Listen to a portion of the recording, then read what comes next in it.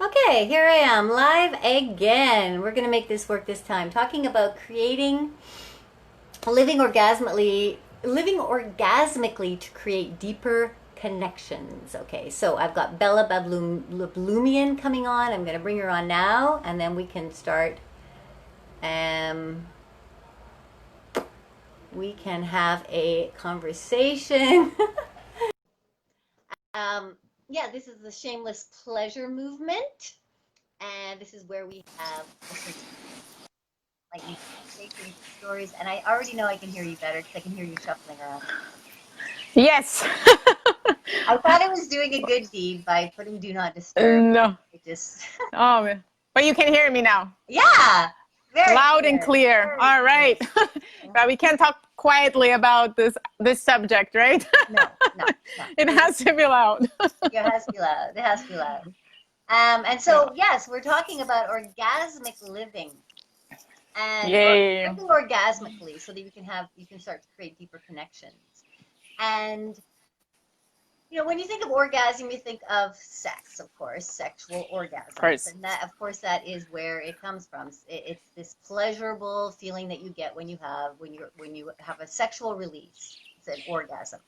But if you can ride on that orgasm, which is it's kind of a wave that moves through your body, if you can ride on that in your everyday, then you can start to create this beautifully orgasmic life, this way of orgasmically living. And so it's not just when you have sex that you're actually having orgasms, but you're having this sort of ride of the orgasm all the time or often as you can. So we're going to talk a little bit about um, how you can do that, when you can do that, what state you Why put, you can do that? why you can do that, what state you put Yeah. yourself in so that you're feeling it, and yeah, so all this kind of stuff. I have spent many years working on this and finding ways that I can get into that feeling of not just it being a sexual orgasm, but how like life we come we come from a massive orgasm. That's how we're born. And so it's meant to be lived with pleasure and excitement and joy, I believe. I believe. And I think Bella is on that page as well. I couldn't agree more. So Lianna. I'm Yeah. I'm in Rio de Janeiro right now, and Bella, I've been living here for the last year and a half, and Bella been living here for quite a while, and she has a company called Imbody Wellness. So Bella, just maybe give a little introduction about yourself, about your company, and how long you've been here in Rio, and a few things about Yeah. yourself. Sure. First of all, I'm really excited to be here with you, Lianna. Thank you very much for the invitation. I'm all the more excited, actually, that we ended up not doing our live last week and we're doing it this week because I think it's very symbolic that we're speaking about this week because of all the I don't know if you know whoever is watching us or if you follow astrology and kind of the Mayan calendar, but according to many, it's like the beginning of this new era as of Monday. I mean, it's not so exact, but I think a lot of people have been feeling this, and I think this shift in paradigm, and just like living, enjoying, and living orgasmically is something that is quite a shift, for many people. But I Yeah. think, like you and I would agree that it's just a way of living that, like, once you discover that, you don't ever want to go back, right? Yeah. So, uh, Or can so you? Maybe a you little can. bit of yeah, exactly. So a little bit about myself. I'm originally from Armenia. My name is Bella Bablumian or Isabella Bablumian. I come from kind of the ex-Soviet Soviet Union, so a lot of different structures and and things that are definitely outdated. And as I moved from Armenia, from the Soviet Union to the U.S., obviously I discovered a new type of living, right, with much Yeah. more freedom and much more, uh, kind of being in control of who I am and getting rid of all that structure, right, that was like ingrained in my in my body, right, on a cellular level almost. But when it wasn't until I discovered Brazil and Rio, which I think you would agree with me that Rio has that incredible vibe of just like living in the moment and pleasure and enjoyment, is when all of this came together, and I was able to not only on a personal level find, you know, kind of this style of life that I was always looking for, but also found my institute, Imbody Wellness, which forth this new idea of pleasurable wellness, which is very congruent with your idea of the, you know, the shameless pleasure movement, and, you know, all of the other teachings that you do. So that's a little bit about the history. And the Imbody Wellness Institute right now is, you know, it's normally live and in person, but in Ipanema, but it's now, of course, all online. And what I try to bring people through my personal trainings, but also with a lot of different professionals that I bring from different places, both from Brazil as well as internationally. I hope once we reopen, you'll be one of the guest speakers as well. Yeah. What I try to bring is courses that are not really, very well known, but they're really focused on self-discovery, really like getting to know yourself, focusing on the body. Yeah. And I don't mean to say the body as, you know, the aesthetic body, but the body of the you know, all the somatic intelligence that we have in our body, and the energy that we have in our body, and the physical aspects of it as well. That's why the name Embody, you know, so it's embodying wellness, but it's also really reconnecting with the body and bringing the body back, because I think we've been told for too long that, you know, this existence that we have is not important, right? That heaven is somewhere out there, and that, you know, in order to reach nirvana, we need to detach ourselves from our senses. Yeah. I tend to see that that's not working for many of us anymore. So I think this movement is about saying goodbye to that old paradigm and really bringing something new forth. So it's a little bit. Lovely. Yeah, that's very cool. So she's Bella's based in Rio de Janeiro. We met here last year after I'd moved here, and we had this connection because I'm all about pleasure, sexuality, and she's, as you just heard, she's doing some similar kind of work in her institute. And so we have similar ideas about really embodying oneself as a physical human being on this planet, and discovering what is this body capable of? How can I tap into this body so that I can feel more pleasure, so I can come alive, so I can be more activated, as opposed to this separation. And of course, it's been around for a while now, the mind, body, spirit connection. But I mean, really, really embracing that in a way that then takes you to another kind of level of joy and high vibration in your life, right? And so that's where this concept of orgasmic living comes, to really be in this higher level of vibration, so that, you know, as you know, when you do have a sexual orgasm, you are vibrating at a very high level. It lifts your vibration up. And so why can we not be like that a lot more of the time, right? Why can we not be there? Yeah. So that we were told that we can't be there, because it's, you know, we're from early age on, we're taught all these, you know, the construction in our society, you know, in our minds, is that we're supposed to suffer, you know, in order to be happy, to be productive, to reach our dreams. And that dream and that goal and that purpose is somewhere out there. It's never here, you know? Yeah.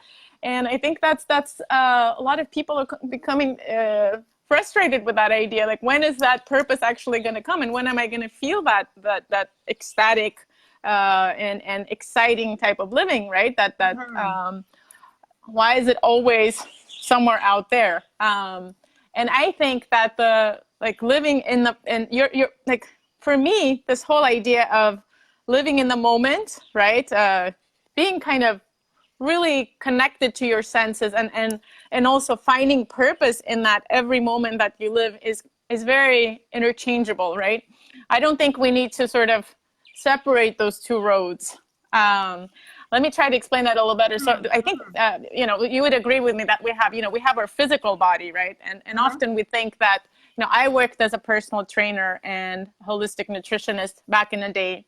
And when people worked on their bodies and, you know, they came to me, they always seemed to want some kind of a formula, or, you know, it's almost as if like they had this projection of who they wanted to look like.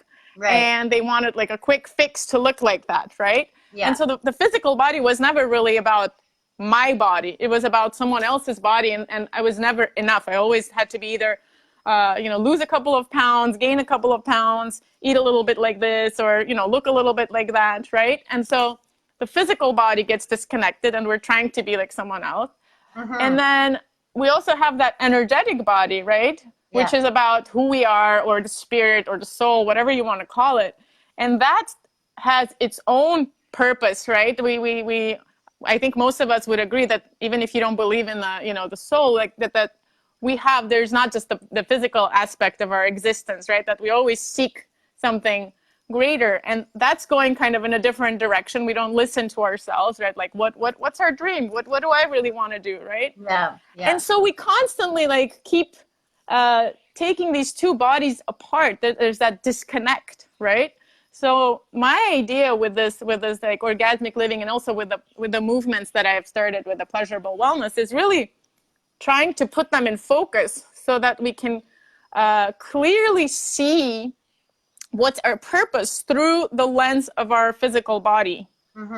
Does that make sense? So it's a little bit like, you know, do I really want to drink, you know, like, okay, whatever, I need to lose a couple of pounds, and sure, like I need to eat the salads and stuff like that, but maybe I don't want that salad today, you know, maybe I want something else, or, you know, forget going on a run today because I'm tired, I'm gonna get a nap, right? So respecting those little hints that our body is sending us is really important, because that's gonna get us closer to that language of the body that wakes us up to who we really are, right? Like from the small steps, right? So once you start respecting that, then all of a sudden you'll be like, wait, why am I with this person again? Or why am I doing this work again? Or, you know, why am I living in this country and suffering? Maybe I should, you know, go to Rio de Janeiro and enjoy the sun and be on the beach. So I think it's this, for me, like purpose and living in the moment are really part of the same story. So like the reconnection of the, Well, you're talking, right? So really connecting into that intuitive brain, which is really the first brain, now, they say, and then allowing your body to be the intelligence, allowing your body to give you the messages of what to do. Now, this is so important sexually. This is why I teach people, and I start with sex, because it's easier for people to kind of relate to pleasure and sex as opposed to pleasure and the rest of your life, your work, your daily chores, your all this stuff. But pleasure and sex should be together. And so you're letting your body lead. You're letting your body give you the information that you need. You need to drop into your body and get out of your head. Well, the brain is actually in your body. The intuition, which is the new brain, they're saying scientifically, although we've known this for a long time, but it's there. And this is the messages that you want to try to follow. And in order to follow them, you have to be present, like you're saying. You have to be present with the feelings, right? Exactly. Be present with what your body is saying. Yeah, it's also, you know, if you look at the structure of our brain, you know, I studied psychology after studying nutrition and personal training. I went to study psychology and kind of focusing on the behavioral aspects of behavioral psychology. And if you look at our brain, we have the basal ganglia right back here, right? It's kind of our ancient part of the brain that is that does all of those, you know, automated actions that are, you know, eating and sleeping and walking, and, you know, things that we think we can change with willpower, but they really happen at such a primitive and intuitive level that that's one of the reasons we often fail in changing the habits related to healthy living, like eating and sleeping and sexuality, because those things are really controlled by a primitive part of the brain. And so if we're trying to go against it, we're going against our body. It's almost like going against the flow of the river. But if you try to understand how that brain works, right, how your primitive body works, we're still animals, right? So if you try to understand your animal self, your wild self, you're going to be able to navigate your body much better. You're going to like be wielding your body in a much better way, and you're not going to know how to control it. Now, it doesn't mean like, some people are like, well, am I going to go back to the caves and, just, like every time I see a good looking person on the street, like, go up to them. No, like that's it. That's control. That's the scary part for a lot of people. And that's why the idea of orgasmic living is like, because, and just thinking about it sexually, it's I don't want to lose control. I need to have control, because if I lose control, it's always a control. If I lose control, what does that mean? What does that mean then? Yeah. I mean, I can tell you it doesn't mean anything, because it doesn't mean anything at all. Well, you have to learn how to lose control in at first in controlled situation where you feel safe, right? Yeah. So if you're with a partner that you feel technically safe with, you just have to trust that nothing wrong will happen, and then you just go with it, right?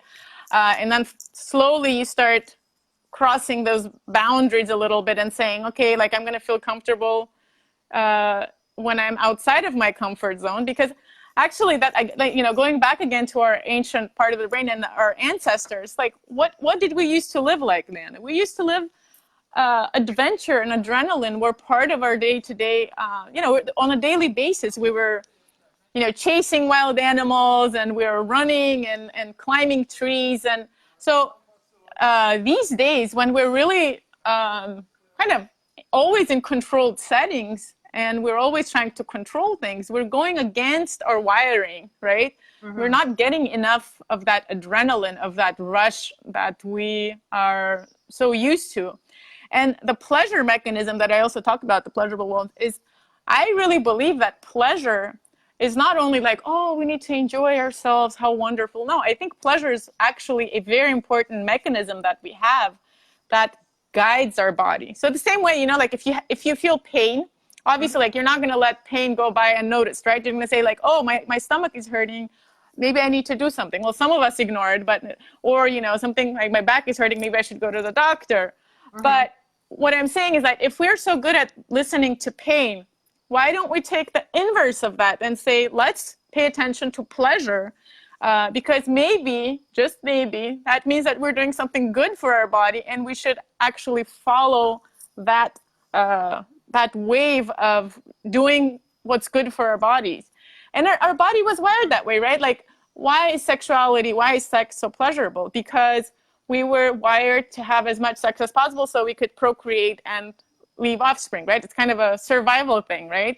I believe that in the same way we're wired to, eat whatever is good for us. So we see that beautiful, colorful fruits and colors and smells and taste, and our body knows very well, like if I need this fruit today or that fruit today, and behind the colors we have all these chemicals that are communicating with our body, but we just don't listen to it anymore, because we don't even know how many senses we have anymore. There are more than like 23 senses depending on how you define it.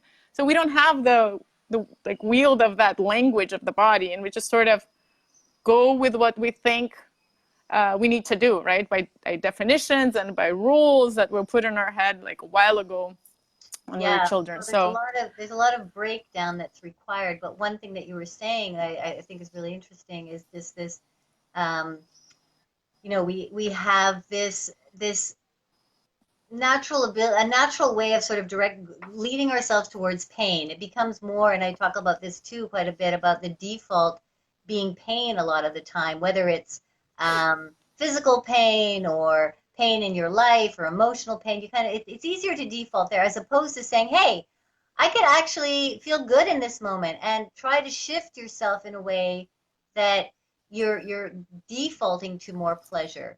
And like you say about it coming from, ancestral, sort of the back of the ancestral sort of heaviness belief system, I guess. How then are we Mm-hmm, supposed to mm-hmm. shift and change out of that? Because um, there was a sense of, like, orgasmic living, I think is kind of a more of a modern kind of concept, because the idea of having sexual pleasure hasn't existed for that long. I mean, it's been for Yeah. procreating, and then, no, it's not pleasure. You have to take care of the house and take care of your daily chores and the kids, and there's no time for those kinds of pleasures.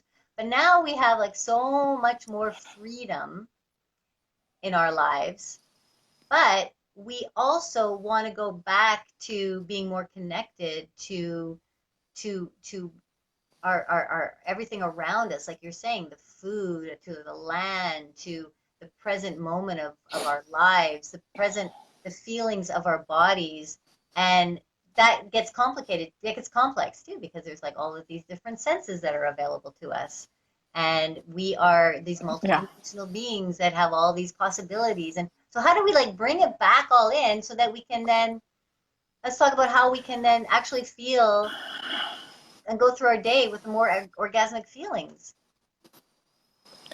So I actually, it's funny that you bring this up. So last week I was trying to launch a program that I decided to postpone. That was called Pleasurable Self-Care, Uh-huh. and it it failed because I think the marketing, people don't really. Some people gave me feedback later. They were like, you know what? It almost seemed like you're not really a native English speaker, which I'm not, but it's Speak like well. that pleasure, but like pleasure and self-care don't really have anything to do with each other. And I'm like, well, okay, I completely understand what those two words mean. And that's exactly what I'm trying to do, is show that even the most boring things like self-care, we see self-care and healthy living as burdensome, as something that's like, oh, I have to do, a set of exercises, and I have to take care of myself, and I have to eat well. It's almost like an extra burden that we have to carry, right? But for me, if you can shift your focus of self-care and healthy living into being pleasurable and enjoyable, and make it part of your day-to-day, like flowing with it and being intuitive. And I can, say a few things about how to do that. But if you can do that, then everything else will flow, because all of a sudden you have that burden taken care of. It's like goes off your shoulders, and you're just flowing with your with your routine of being healthy and self-care. And so how does that work really? I go back to the basics, because I think that we were trained from early age on, even if you're not in an abusive childhood situation, which unfortunately a lot of kids are, we're trained in this, Pavlovian approach, right? That, you do this, so you're a good girl if you did this. And if you didn't do this, then you're, going back into your room and you're going to think about what you did. And so we developed this idea that we have to deserve happiness, and maybe we have to deserve pleasure, which is completely wrong. We deserve pleasure because we are, like, I am there, therefore I deserve pleasure. So I think before anything, we need to really undo on a very almost like basic primitive level. We have those thoughts ingrained in us that we are not deserving of pleasure, and we're not deserving of self-love even, right? Yeah. Yeah. And so the way I, what really, I really came up with something that, first of all, you guys all know that the expression of, dance if as though no one is watching you, and then sing as no one is listening to you, right? That one, right? So to me, that's really the representation of how you go about undoing that damage that was done. So I've come up with 3 principles, right? So first one is the principle of like non-judgment and playfulness. So what I mean by that is try whatever it is that you enjoy doing, like dancing, or even if it's like something small that you have, it's whatever, like self massage or something that you really enjoy doing, right? But let's Yeah. think about dancing or moving your body. Like, forget about dancing.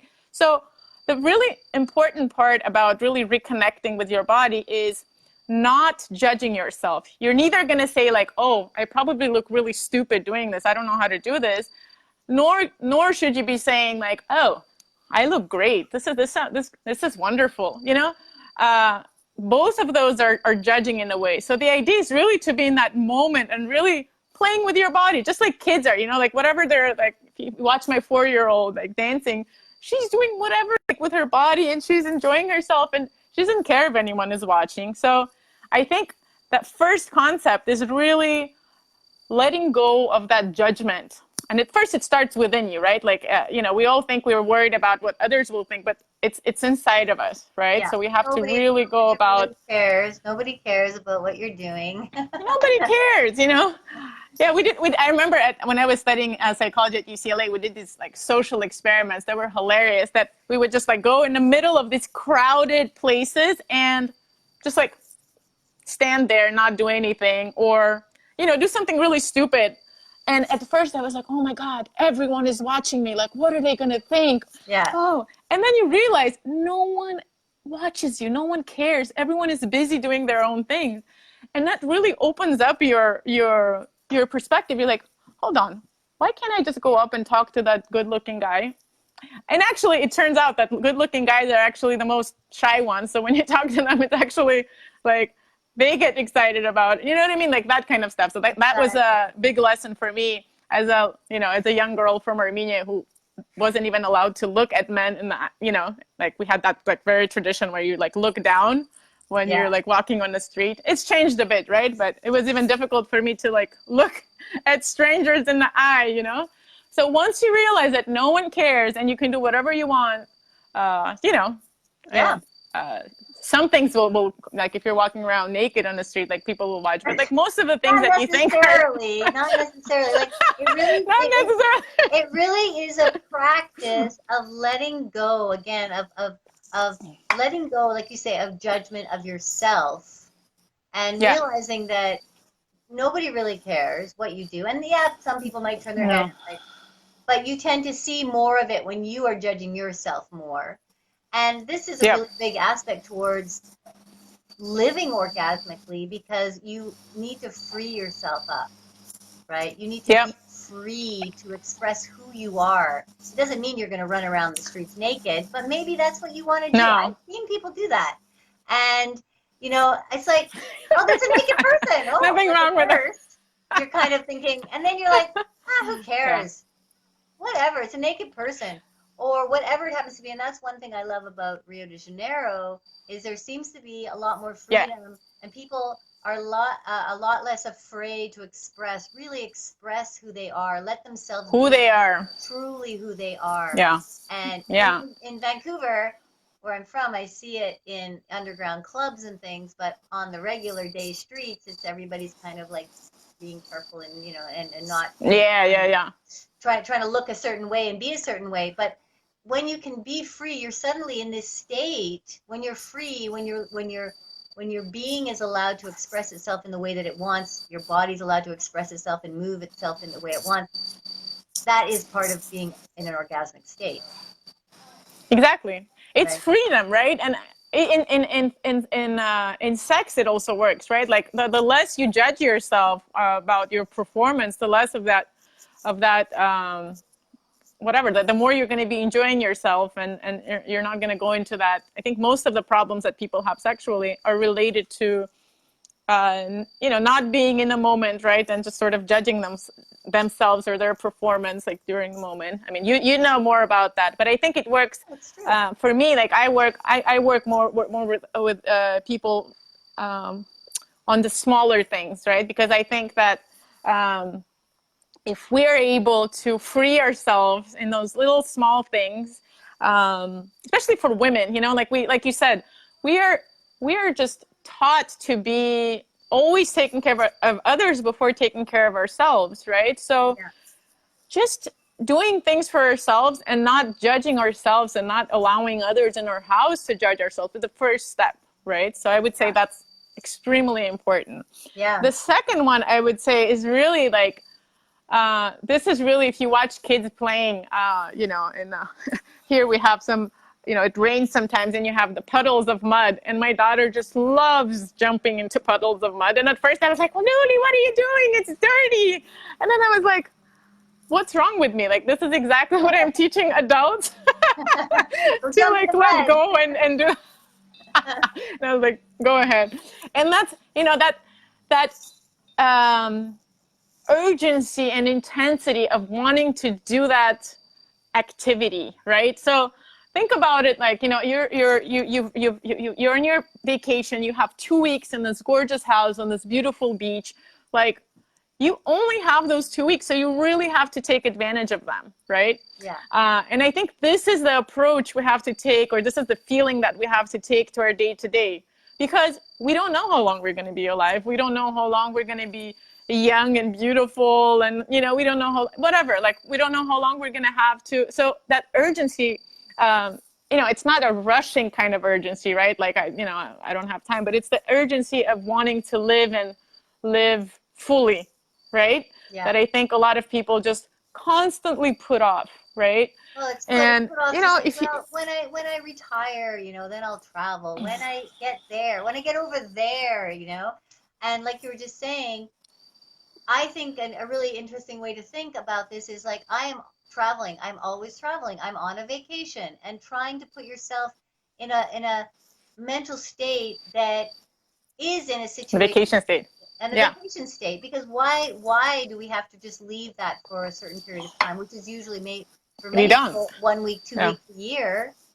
That's not much time of your life that you're just sort of, okay, I'm going to be free for that period of time, and maybe the first 3 days you're not, because you're exhausted and stressed, and then the last few days you're not. You know, it's like, why not try to just look at your life more like a vacation? I mean, it's a whole switch in mindset, but yeah, that's when we are feeling. Yeah, and, you know, I always felt like I was looked down upon. I always, like, on a personal level, I always had this urgency of living the moment my whole life. I don't know where it came from. Maybe because I come from a culture of, you know, we like survived the genocide, and it's like the Armenian culture is extremely just like the survivor, you know, which is, you know, I have that quality, and it actually helped me like set up my business and, you know, come to Brazil and discover myself. But I always was kind of against that a little bit. I wanted to seek out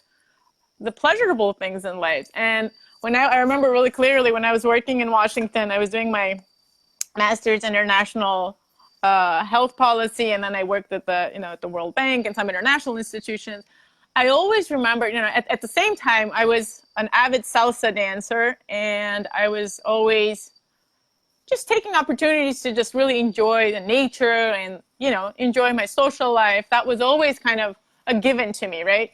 Yeah. And there were a couple of instances where I remember just, you know, some people saying like, oh, you know, I saw Isabella salsa dancing last night, and it was Monday night, you know, and, you know, it's just like, and it almost like they put it in contrast with my professionalism or my productivity.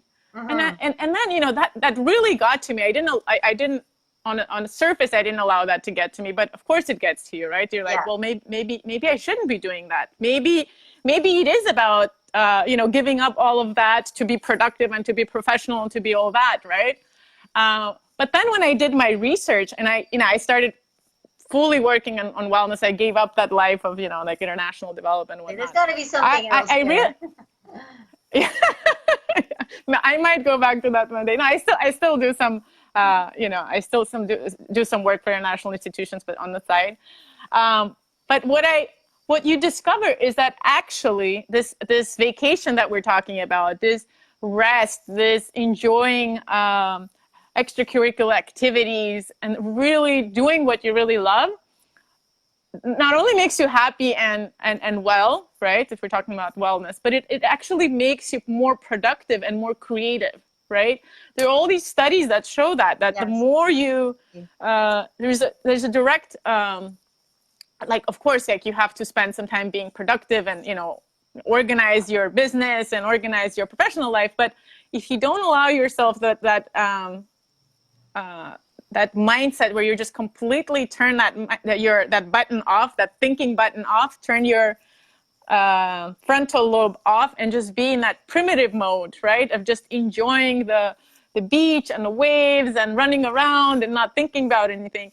You will never get those aha creative moments, and your productivity will start going down the roof. And that's what's happening with the burnouts. Like you see all these executives and, you know, burnouts because they don't get enough downtime, you know? And it's that culture, really. High levels of physical ailments, stress, heart ailments, all sorts of physical ailments and diseases, and stuff starts to build up when you're not, again, your body is speaking to you, right? Your body's saying, hey, yeah, I'm not happy here. We're not enjoying ourselves. We're not in a place where this is something that's working for us. And so your body can talk to you and tell you these things. It's really important to listen into the body. Yeah. And let it have that opportunity. Yeah, for sure. To release itself. Yeah. Yeah, and I call that, I teach that in my sensefulness method. It's, you know, like really reawakening that ancestral language of the body, right? Really being with your senses, which like I said, we have many more than you know, the 5 that we normally hear about, right? We have senses that are inside of us. You know, how do we feel after we've ingested our food? We have the sense of equilibrium. We have the sense of like magnetism that the birds have, and we don't really, you know, it's like it takes time to reawaken that. And so the more we allow ourselves to, you know, do away with all that productivity and think about nothing, right? That's why I really don't connect to the world, even though I agree with some concepts of mindfulness. I don't like the word mindfulness because it connects to the mind. I think this concept is really about turning the mind off. The mind is always either in the past or in the future, right? Worrying or anxious. And we want to be just in our body, like with that somatic intelligence, with that, you know, with textures and taste and smells. And then that's when our intuition really will start waking up. Yes. Because it's connected to that, to the senses. When we start living with the way we are wired ancestrally, then all of a sudden, like we'll you know, our ancestors were living in the forest. No one told them how much they needed to eat, what they needed to, you know, how much exercise they needed to do, or, you know, they just did it all intuitively. Look at our kids. Like, you know, they know exactly when they want to go to sleep, and they don't, you know, take espresso shots not to go to sleep. You know, it's like once you flow with that, it just becomes natural. People are like, oh, well, I need to know everything you know, about, I get, you know, as a wellness nutritionist, sometimes I get like, oh, you know, tell me which diet you follow, or like, what's the best, you know, school, because there's so many different ways to eat well, right? Supposedly out there. But it really, it always comes down to, and people always like don't believe me when I say, you know, it's not about knowledge. I think we have enough knowledge out there. It's really about getting away from that knowledge and into our bodies, you know, looking inside and seeing what works for us, because what works for you today might not work for you tomorrow. And especially for women, like we're all in these cycles, right? So, you know, when you're menstruating, you might need something, and when you're not, you might need something else. So it's all about going with that flow constantly. Yeah, and like you're bringing up this whole concept, I think, of trusting oneself, right? Really trusting yourself, trusting what you are feeling, trusting what you are sensing, trusting what you need to do, what you desire, and allowing that to flow through you. When my kids were a little bit younger, we took them out of school and we sold everything and we went traveling around the world for a year. And we decided, that's awesome. That's what I want to do. we said, if we're going to do this, we are going to go in it without any plans. We are going to let it flow. We're going to go based on how we are all feeling, and we're going to enjoy this. And if we don't enjoy something, we'll change it. We'll do something else, and we'll flow with each other. And at first, we're all like, okay, let's see if we can do it. You know, this is I was a production coordinator at the time, doing film and um, producing films, and everything was structured and planned and organized. Like, okay, let it go. Now it's time to just spend a year and trust ourselves. And it was like the most magical year ever, the most orgasmically year, let's say, because things fall into place when you get into that rhythm, when you decide to trust yourself and trust how you're feeling, and wow, this is amazing, let's stay, or we don't feel energetically very connected here, let's go somewhere else. Where do you want to go? Let's go here. Okay, let's do it. You know, it was just it was magical, and I think that's what starts to happen, and that's what I also equate to this idea of orgasmic living, is it becomes a kind of a magical living. You're trusting yourself. I completely agree. Yourself. You're flowing. Yeah, you know. You feel. Go ahead. You need to tell me how you did it with your whole family. I get into that mode when I'm traveling alone, you know, because then no one can tell me what, you know, where we're going. But it's that flow is very, very powerful. You know, when you're really listening to yourself, then all of a sudden the universe starts collaborating, and all of a sudden you meet the people that you really needed to meet. Exactly. And you find the places that you wanted to visit. And, you know, I did that for, it's funny, we were in Bali for a month with my husband on our honeymoon. And then I sent him away for a week, and I stayed behind in Ubud. And I was there for like, I think 5 days alone. And it was just like the most magical experience. You know, I didn't plan anything, but I found like the right, you know, the healer that I wanted to meet. And then, you know, this retreat that I wanted to do, just like everything fell into place, like really amazing people that I'm still friends with. And, you know, it's just, when we get into that flow it's beautiful. You know, it's really, it's just like really liberating. It's freeing. And I think now, as we're dealing with all this, you know, on a societal level, like we're dealing with so much in terms of, you know, all these different rights that we want for ourselves in the society. We really need to look inside and say, like, am I giving myself the right to be free in the first place? Am I really taking advantage of all the freedoms that I have, you know, because most of us live in pretty, you know, free societies, maybe not right now, right? Like but we're slowly getting back to that. But were we really taking advantage of that, of being able to live in the moment, being able to do whatever you want? Who told us that we can't do this and that, right? So like really reconsidering those things. So I think it's really important. It is, and this is again why I wanted to talk about this, because we're coming out into this new paradigm, this new awakening, let's say, and you can come into this very differently. You can come into this with a shift in your perspective, instead of it being painful and heavy and burdensome and stressful. Like, you have to actually mentally shift yourself and say, okay, no, I'm gonna enjoy this. This is my life, for God's sakes. Like, I want to enjoy my life. I want to feel good, you know, and really really be radical on yourself, radically self-accepting yourself, that you're going to create a life that's going to be more fun, more enjoyable, more full of, now I say fun and enjoyable, I mean, but like adventures and excitement are fun and enjoyable too. They could be scary as well, but that's I was just gonna say that. That's part of it. Like, it's kind of like surfing, right? My husband is a surfer, and it's like adrenaline based, you know. It's if you don't allow, if you don't accept the negative aspects, you'll never get the positive aspects. I think you have to accept that if you're going on an adventure, that's, you know, things could go wrong, but things could also go like really right, and that's part of the excitement. If you plan everything and you control everything, then you'll get that regular life that will always stay the same, and you'll never get those ups and downs that actually, like I said, like we're wired to be that way, right? And when we don't get that, then just life just becomes stale, right? We don't really experience it. We just go through the motions.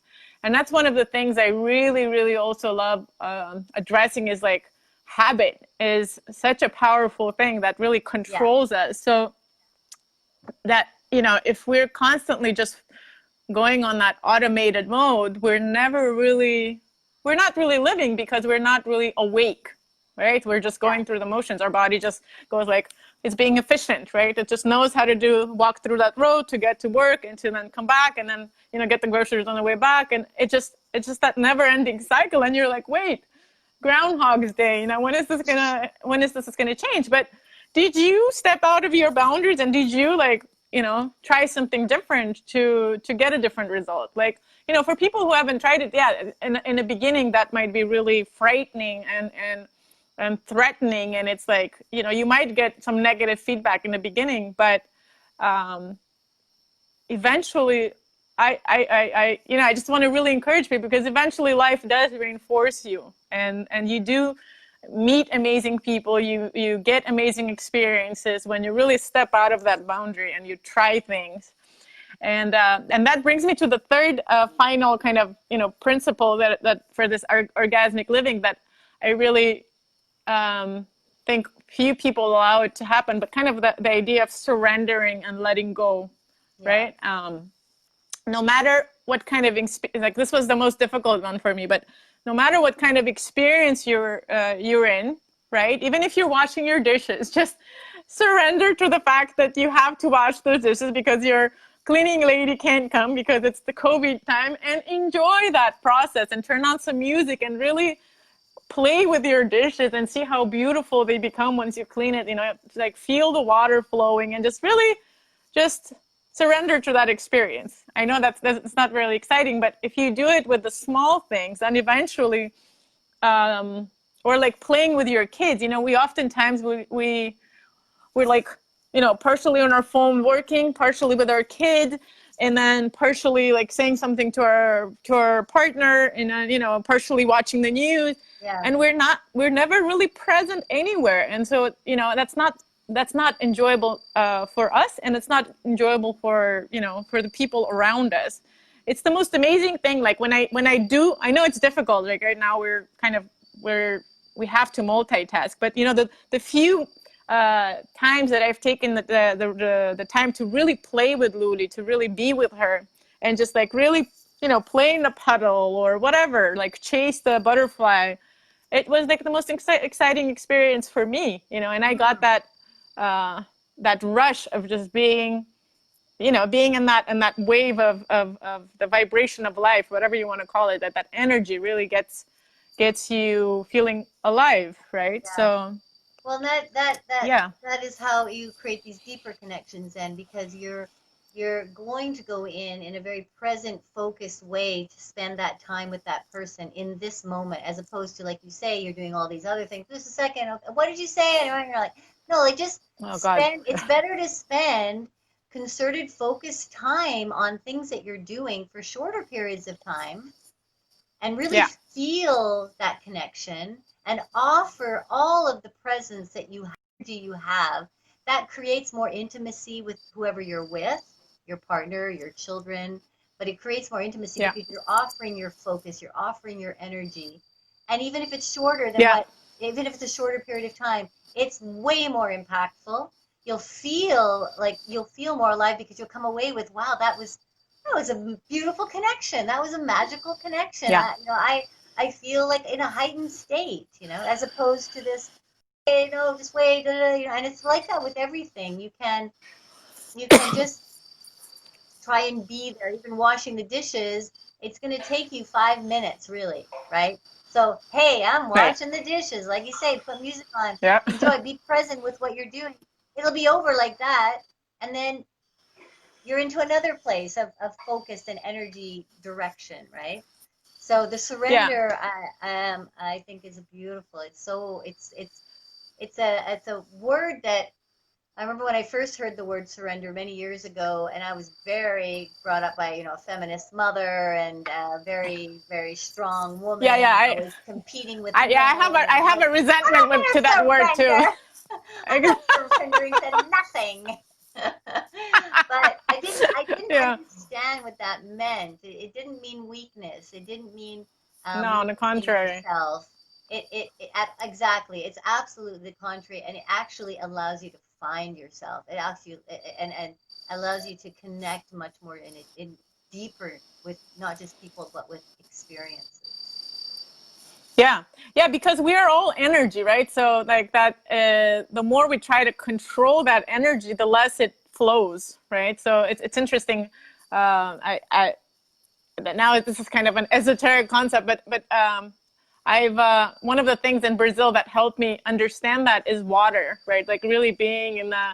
in the water and in the waves and just really like riding with the wave is like a really powerful expression. But it's about surrender. If you're trying to go against that wave, you're screwed because that wave is like putting you down and throwing you up and down, and you're never gonna get out of there. But if you surrender to it and you're like, go with its flow, and you feel that connection between your energy and the wave's energy, not only you get that exhilaration and you lose that fear, but you're also gonna you're just going to come out having experienced something unique, something that flow. I don't know how else to describe it. It's like the flow of Yeah, the life, flow and right?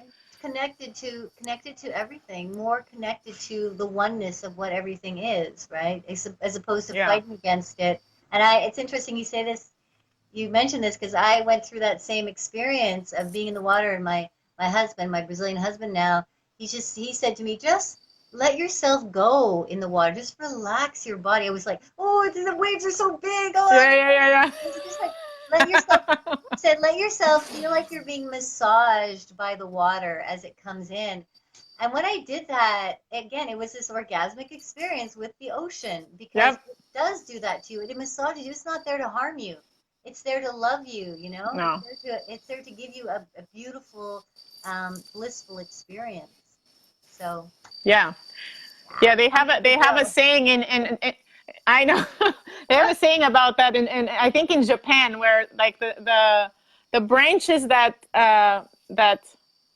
bend down under the snow, they will survive, but the ones that try to resist will break. So I don't, it's a much more beautiful thing. I like butchered No, it, but it but makes sense. but I the understand. concept, yeah, that like if you flow with this life's energy and with your own energy, then you'll be thriving. And that's something that I think both you and I are a living proof of that. Like the fact that we came here and we're living kind of our dream life, right, in Rio, Yeah. is because we followed some kind of weird intuition, even though everything was like, for me, I don't know about you, but for me, it was like everything was like, oh, you're going to Brazil, you have an amazing job in Washington, and like, your parents came all the way from the Soviet to here to give you this opportunity. You're going to Brazil?